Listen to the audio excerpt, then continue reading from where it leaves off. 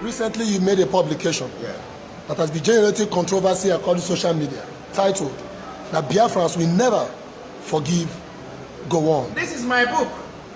I've said it time and time I have written. I am the only woman that challenged GOWAN by writing. Some may hate it. No, mere sentiment. Oh, GOWAN Punisher. GOWAN said that. But no man has been able to articulate what I have written in this way. And look at the back of the picture. This is what GOWAN did to a generation. But why I'm so happy today is because what he has done to Igbo nation is about coming to his own people. The so-called middle belt. I remember when the coup took place.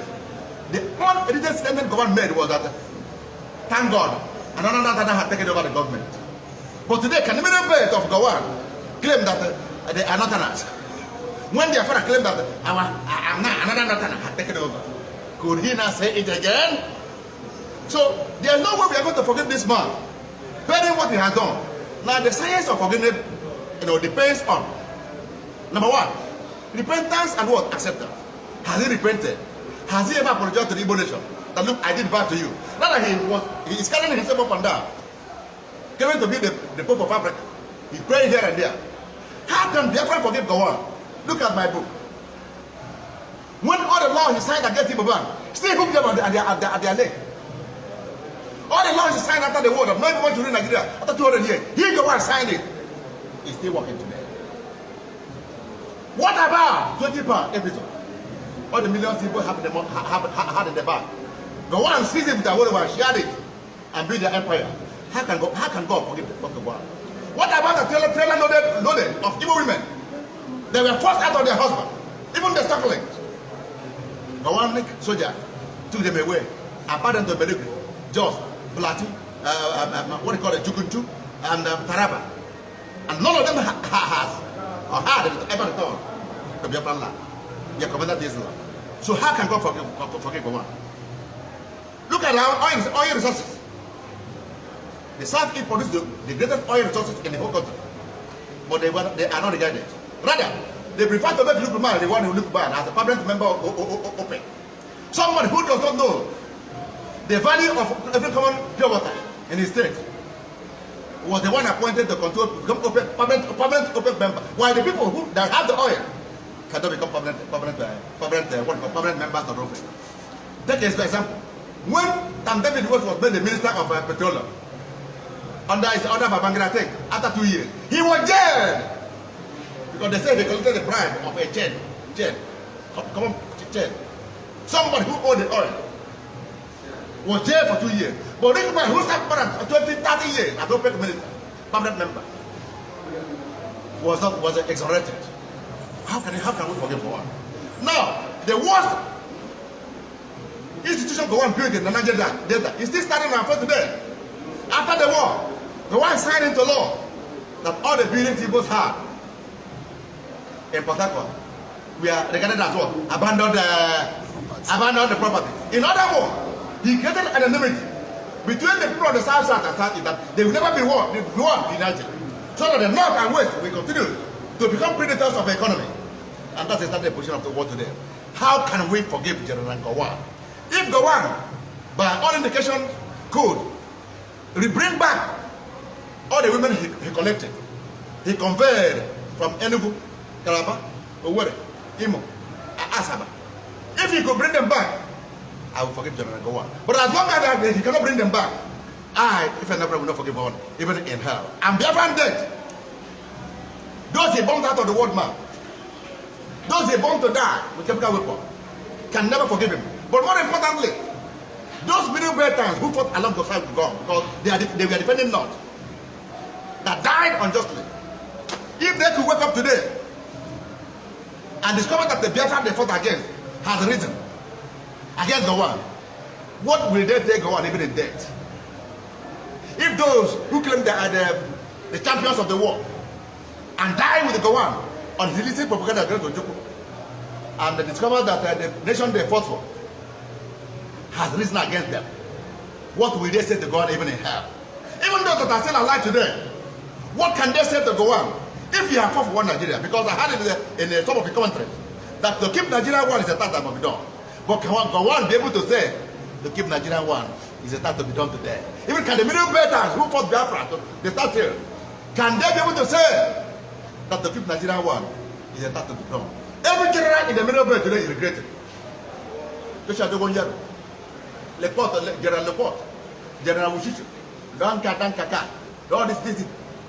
They are all regretting on the war they fought against Biafra because the horse has turned to its rider. The horse has turned to its rider. Thank you, God bless you. But I can comment. Thank you, sir. God bless you. Chief of Waziri made a pledge that is going to move the Igbos out of Nigeria without a single gunshot. And that has happened anyway. What are we celebrating today? 20 years of success. Because Waziri has done the table of defeat to do something. No man has done this in the part of the Africa. He has done it out of his creative ingenuity that has been recognized all over the world. Today, I said Waziri is the answer. Waziri is the answer, the true son of Biafra. He has done it. Not only the answer, he's the Iron Man of Africa. The man that has beaten everybody hands down. That's the man I'm talking about. He has done it without a gunshot. Look at it. He's the gold of Africa according to my writing. The best gold of Africa. The man that achieved independence without a gunshot. Nobody in Africa has replicated this than what this man has done. Therefore, Waziri is the absolute answer. I have told you time without number that the liberation of Biafra will serve as the liberation of the entire continent of Africa. The freedom of the Biafra people will serve as the liberation of the entire Africa. So if Biafra not free themselves, Africa cannot say they are free. According to Leo Garrison, 1969, New York Times, he said, Biafra is Ojukwu and Ojukwu is Biafra. If by some miracle, Biafra and Ojukwu survive, both could have emerged as something unique in Africa. While all other African countries have gained their independence through the gratuitous stroke of colonial master Spain. But Biafra is the only country in Africa that had died to fight and die, and it did fight and die. In victory, history could as well enshrine Biafra as the first truly independent African republic. I'm putting the Garrison 1969 in New York. BIM. Thank you. Conclusively, yeah. What kind of people, character, are being Masop members? You see, if I say they are indefatigable, they are indomitable, they are so resilient, they are not just mere human puppets, they can turn around, they are predetermined, they are human machines, they are men you can do without. BIM Masop members have done the impossible. And I say that no evil man of any cadre, of any regalia, of any standard can do what these men have done. Because most men in the world are looking towards the big men for their salvation. But the Biafran was wicked, has looked on the poor, the carpenters, Okada riders, the traders, the minor what we call mason, bricklayers, and so on and so forth. These were the men, capable men that were used to defeat the amalgamation. And they have done it with every possibility. Thank you, and God bless you. You're welcome, sir. This is the voice of Chief Dr. Efeonu Okpara, the Biafra prolific writer and the leader of Western Zone B. We wish you happy 20th anniversary. May God bless you. Okay. I was saying that with regard to the Nnamdi Kanu, that we're still in court and that we appealed and that the appeal is subsisting and that we are still going through the appeal process. Okay. And we appealed because the terms of the bail were varied, and we said that a bail bond is like a contract. If you change the terms of the contract, then you need to let the opposing party know, to be sure that he is aware of that before, and that is, so maybe it will also be a landmark case in terms of bail. Monitors about Nigeria. Yeah. Now, let me summarize. If I'm wrong, let me know what you think about the Biafran movement as of today. You think that there are so many of them? You think that energy is being not being channeled in one direction? What do you want to see from that movement? Do you want it to continue? Do you want it to join the other Igbo movement? What is your take? Well, what I think is that there should be a meeting of minds between them, because we have,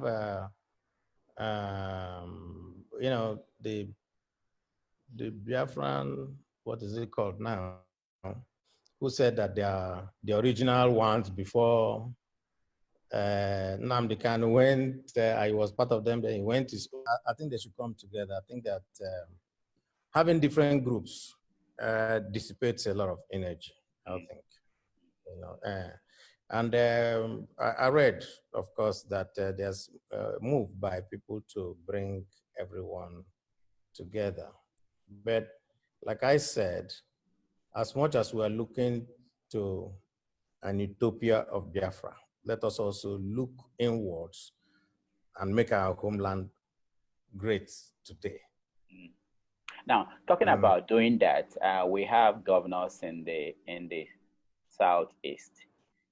People say that you are very good at talking about the plight of Igbo people in the hands of the federal government, but that it seems like you are silent on the plight of Igbo people in the hands of Igbo governors. They give examples. Yes, I've heard it. People have told me. Okay, good. I'm happy that they told you. So they give example with your home state. People have told me, but I can, for the purpose of this interview, say that what I do is I do what our people also counsel in our local idiom. Na-echụpụcha egbe, then ga-ebiazi nwa ọkụkọ ma ọ mara otu ọ ga-eji na-aga ije. Because na-egbe bi buru ya na ihe dị mkpa ka egbe ụzọ chụpụ egbe. We have an existential problem coming from the federal government, giving us so much problem. And I think that if you're firing that side and then you're also firing locally and all that, you just waste so much bullets. We know that internally we're not having it very rough. But what I try to do is not to expose our, let's say, differences so much in the public. The reason is also simple too. If you do it, then those people outside will use that to now say to you, what are you complaining about? After all, you are just telling us that this man is not also doing well.